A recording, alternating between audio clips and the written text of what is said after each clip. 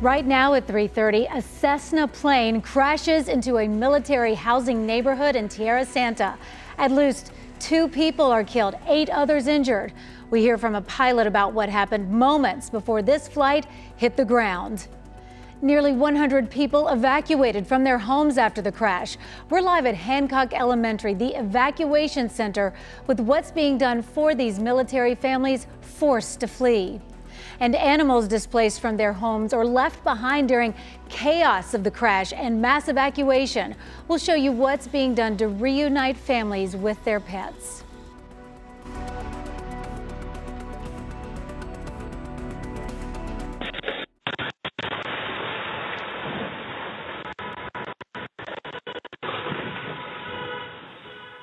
A small jet crashes in Tierra Santa, killing several people, destroying a home and multiple cars, with jet fuel flowing down the street on fire.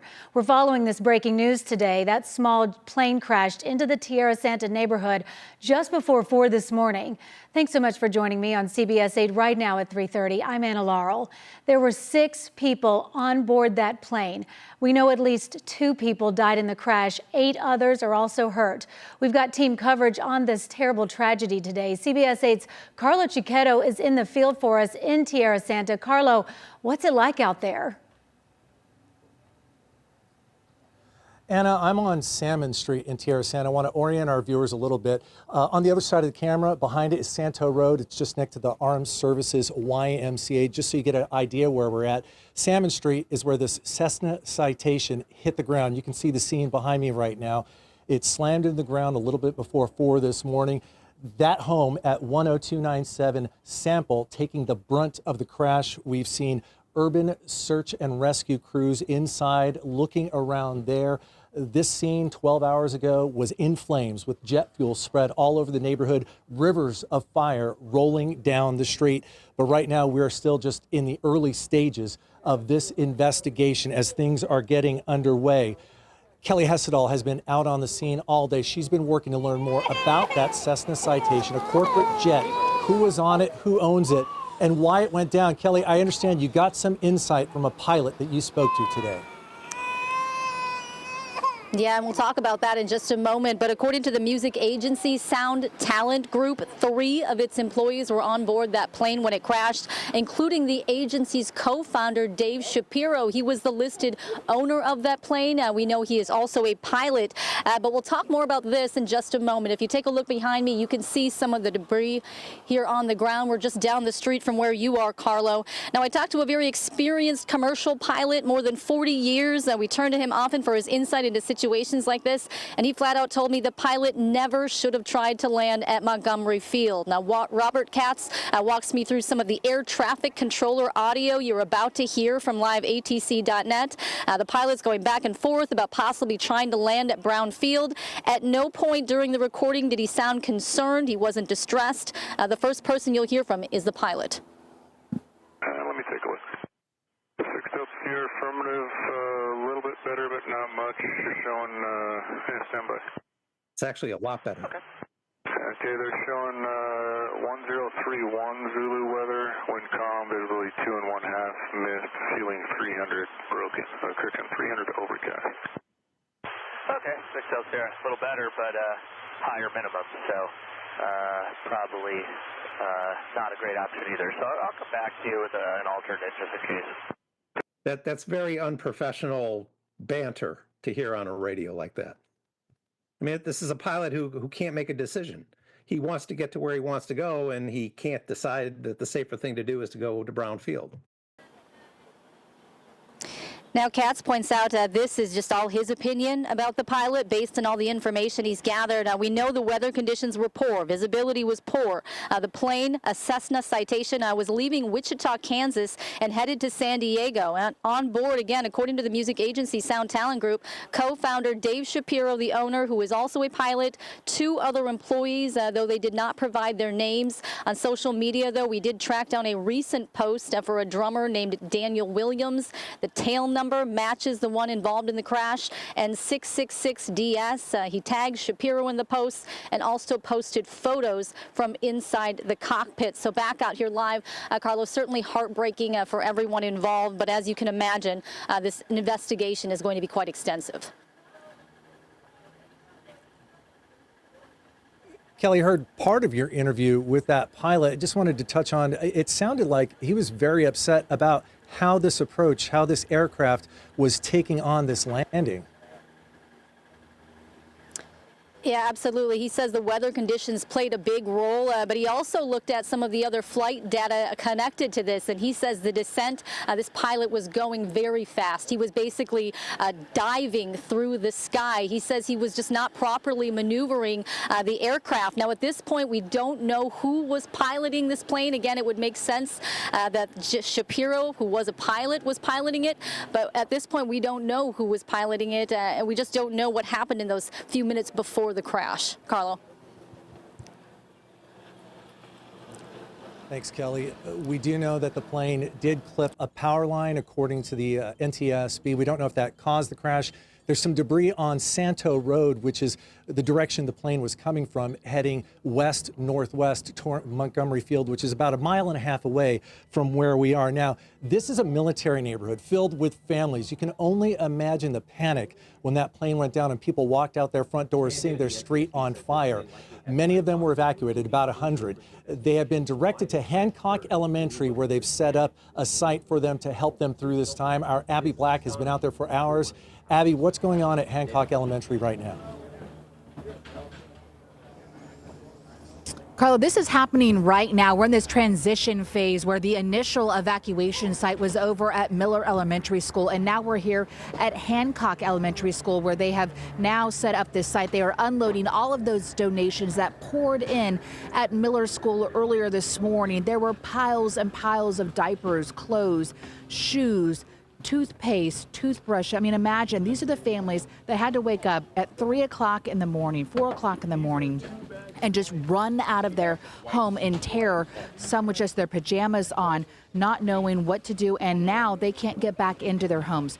Yes, there are some families that are now able to slowly get back into their homes, but look there are many families here that are still just trying to figure out what to do next. The Red Cross just arrived here at Hancock School, and I just spoke to them, and they tell me, I was asking them, how many vouchers will they be giving out tonight? And they said they have to reassess that list, because now that parameter of the homes that were impacted, Carlo, you were talking about 100 homes or 100 people that were impacted. Well, that's started to shrink a little bit as they're slowly letting people back into the neighborhood. But for those families that are impacted, we know that there are at least 10 homes damaged, and we know that those families may be impacted for days to weeks to come. It is still unclear when they'll be allowed to go back into their home and when it will be deemed safe.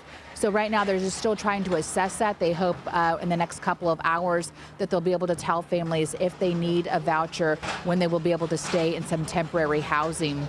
I also spoke to Liberty Military Housing. They're the ones that manage all of this housing around here, about 500 San Diego region, and they tell me that they do have homes available for families that will not be able to go back.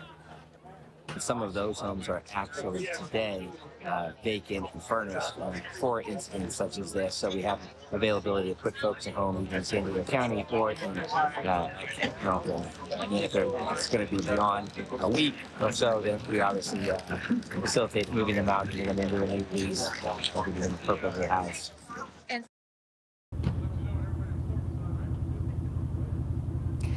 One of the most important things is just updated right now. As you saw, all those donations that were pouring in from Miller and now being transferred over here, they say that they have received an overflow of donations and they're no longer accepting new donations. So while your efforts and your comfort to want to provide for the support for these families is welcomed, they say that just at the moment right now, they are filled with donations and they will be able to use them for many of the families that are displaced and throughout the year when many of these families who are in need will need diapers and clothes. Carlo. Abby, thanks. That was one part of the evacuation effort. The families that had to get out of their homes on Sample Street, which has been blocked off, you can see behind me. Also, a lot of pets left their homes. Families were in a rush to get out with their families, with their kids. Some of them may have left their pets behind or they may have ran away. The Humane Society joined first responders, came out here, and have been working on rescuing animals. Our Shannon Handy is live with that part of this story. Shannon? Yeah, Carla, not only did they rescue them, but now they're caring for them. And behind me, you can hear them and you can see them. These are some of the dogs that were rescued this morning. In total, 16 animals were taken in. That includes 8 puppies that are in a different location. And these ones in particular behind me, a lot of them were rushed in and washed right away because they were covered in fuel from that plane. Take a look.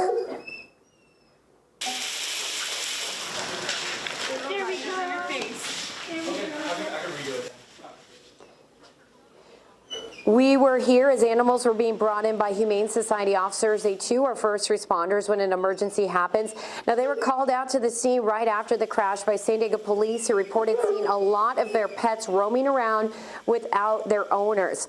In some cases, pets were left inside their homes because owners had to evacuate so quickly.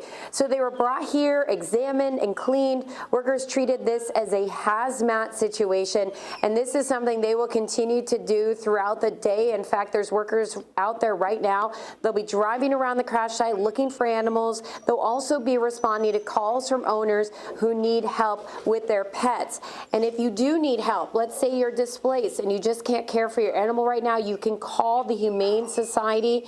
That number is 619-299-7012.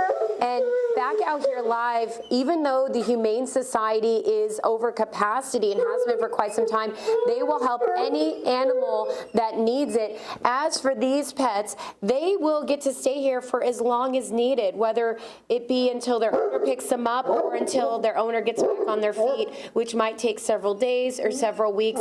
Also, one more thing to add, some of these pets, we don't know who the owners are because, again, they may have run away as the crash happened. So when they were brought in, they were immediately checked for microchips so that the Humane Society could try and contact their owners. So they are working to care for these animals, to get them back to their families in just what's been such a tragic time. So we, of course, will stay on top of this part of the story and keep you updated with the very latest. Carlo?